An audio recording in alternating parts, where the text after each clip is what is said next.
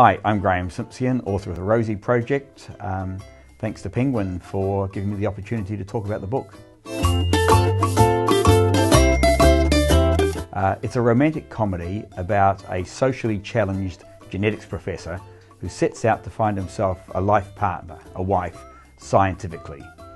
And he constructs a 16-page double-sided questionnaire to filter out all the inappropriate women, leaving a short list of suitable people. What happens is that he meets somebody. Well, initially he doesn't do very well with the list at all, but then he meets somebody who meets none of his criteria, who fails on every question, but he finds himself strangely attracted to her, and this is Rosie. And Rosie enlists him to help find her biological father. Her mother had a one-night stand at a graduation party and took the identity of Rosie's father to her grave. Rosie wants to know who it is, and she thinks a certain genetics professor might be able to help her by doing some surreptitious DNA testing.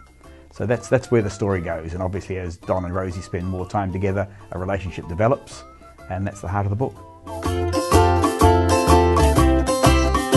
I know that Don translates internationally only because of the feedback from the people who've put up money to have the rights to publish Don in so many countries.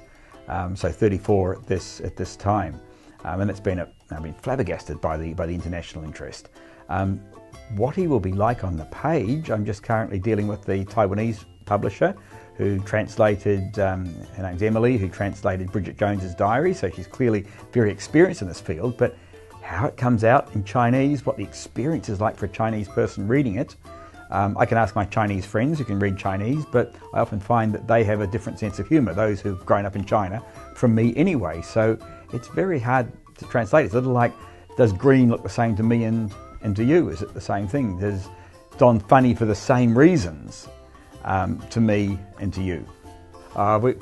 Interesting that the UK version of the Rosie Project is the Australian version. I don't believe there have been any changes made to the text, but not surprisingly, Simon & Schuster, who are the US publishers, did a complete edit of it and actually spotted 2 or 3 things that we've reincorporated back into the Australian, hence UK editions of the book. Little anomalies, word repetitions, things like that, making it clear that Melbourne is Melbourne, Australia, and that's where Don is located, so people don't make the default assumption that he's in the USA. But there's the usual spelling stuff and so forth, but lots and lots of little minor word things. You really start to see the difference between Australian English, British English, and which are very close, and US English. One of the words that we had trouble with was, I have to pardon the expression, wanker. At one point, Rosie says, wankers, both of them. And that's not too hard to translate into British English. In fact, we didn't translate it to tosser or anything like that. We just left it as wanker, and we figured that the Brits would know what was going on here. It is overall quite a polite book. But the Americans, they don't have that word, or if they do, it's an obscure word. And no genuine equivalent. We kicked around jerk off, which is a very strong term, much more negative than wanker.